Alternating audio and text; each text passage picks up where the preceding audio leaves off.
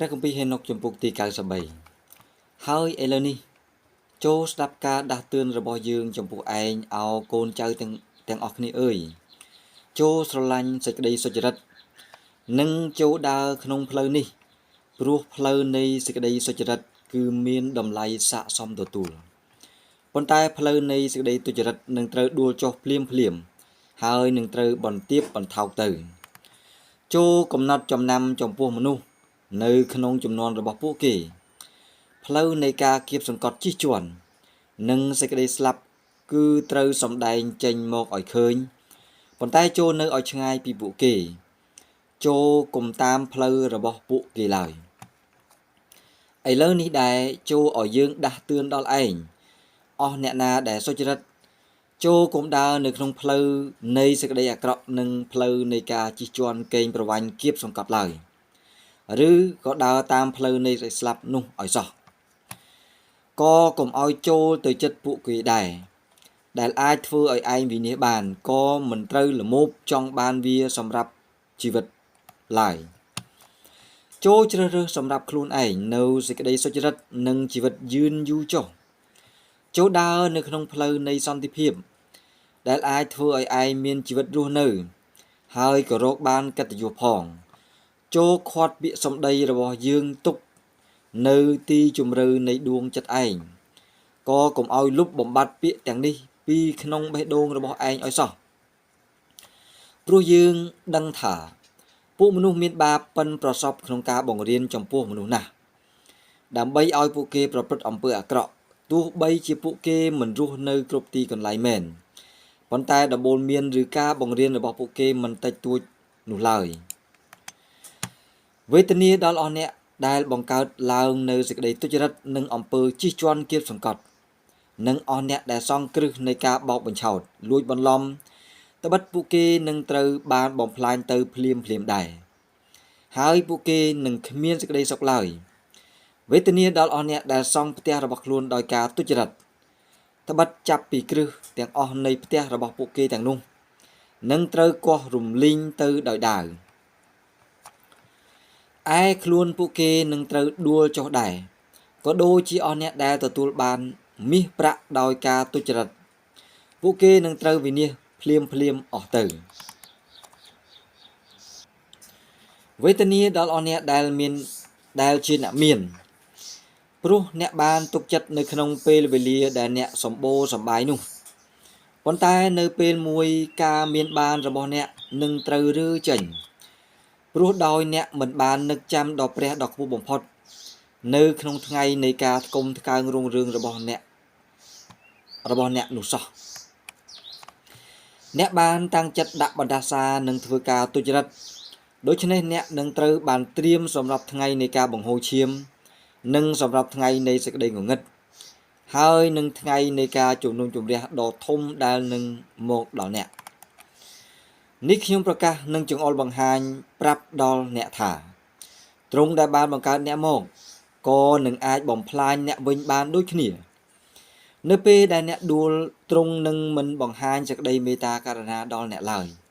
ប៉ុន្តែព្រះដែលបានបង្កើតអ្នកទ្រង់នឹងអរសប្បាយនៅក្នុងសេចក្តីហិនវិនាសរបស់អ្នកវិញហើយដូច្នេះហើយអស់អ្នកដែលសុចរិតដែលនៅកណ្ដាលចំណោមអ្នកនៅក្នុងថ្ងៃនោះនឹងស្អប់ខ្ពើមពួកមនុស្សមានបាបនិងអំពើអាក្រក់ទាំងអស់អេមែនជំពូកទី93ចាប់តែប៉ុណ្ណេះសូមព្រះអង្គប្រទានពរដល់អស់អ្នកបងប្អូនទាំងអស់គ្នាហើយនៅក្នុងជំពូកនេះគឺលោកហោរ៉ាហេណុកគាត់បានបង្រៀនទៅដល់កូនគាត់និងក្រុមគ្រួសាររបស់គាត់ហើយគាត់ប្រកាសដោយសារតែគាត់បានឃើញធាតុពិតនៃទីបំផុតនៃការជំនុំជម្រះហើយដោយសារតែលោកបានឃើញកន្លែងដាក់ទរណកម្មឃើញពីព្រះពរនៃអ្នកដែលបានជ្រើសរើសដែលសុទ្ធតែមានគេហៅថាចានៅលើសាលាចរិតនៅឯឋានសួគ៌ហើយដូច្នេះហើយបានជាអ្វីដែលយើងមើលឃើញហើយបើសិនជាយើងមិនបានរៀនមិនបានយល់អំពីព្រះគម្ពីរហេណុកនេះទេយើងពិតជាអត់បានដឹងស៊ីជម្រៅថែមទៀតហើយពេលខ្លះយើងទោះបីជាយើងជាអ្នកជឿព្រះអង្គហើយក្តី នៅពេលខ្លះយើងមានរឿងហើយមានបញ្ហាកើតឡើងនៅក្នុងជីវិតរបស់យើងធ្វើយើងបាក់ទឹកចិត្តប៉ុន្តែលោកអ្នកបងប្អូនត្រូវចងចាំថាមានព្រះគម្ពីរហេណុកគឺធ្វើឲ្យយើងមានកម្លាំងចិត្តពីព្រោះថា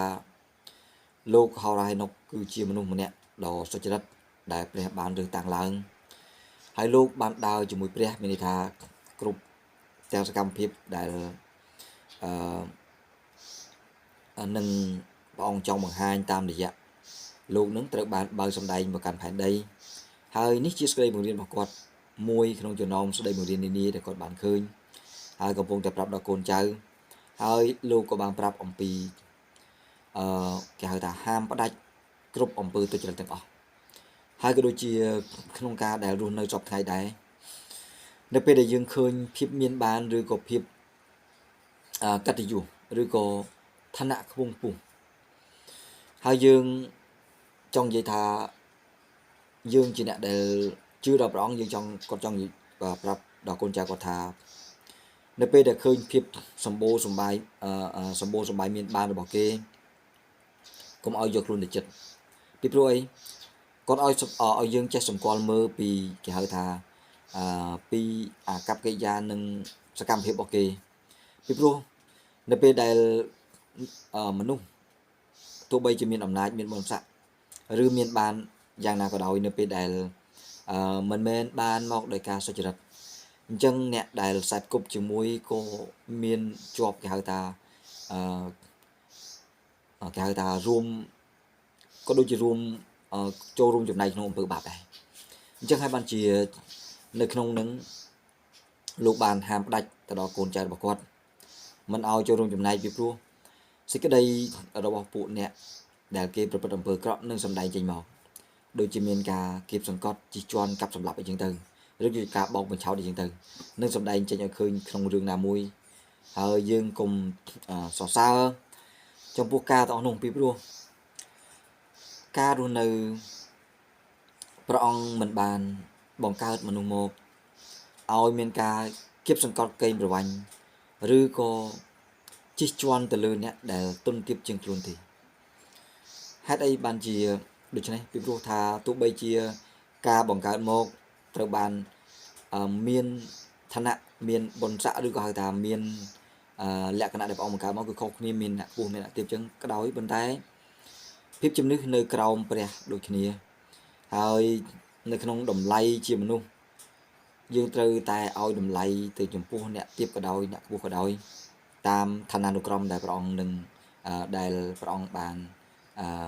ប្រទានមកនៅក្នុងមនុស្សម្នាក់អរគុណព្រះអង្គខ្ញុំបញ្ចប់ចំពុកទី93តែប៉ុណ្ណេះហើយយើងនឹងបន្តនៅចំពុកក្រោយទៀតសូមព្រះអង្គប្រទានពរជូនដល់អស់លោកអ្នកបងប្អូនដែលស្ដាប់ឲ្យបានគ្រប់គ្នានៅក្នុងព្រះនាមនៃព្រះម្ចាស់ព្រះយេស៊ូវហាម៉ាស៊ីយ៉ាអេមែនអេមែនអេមែន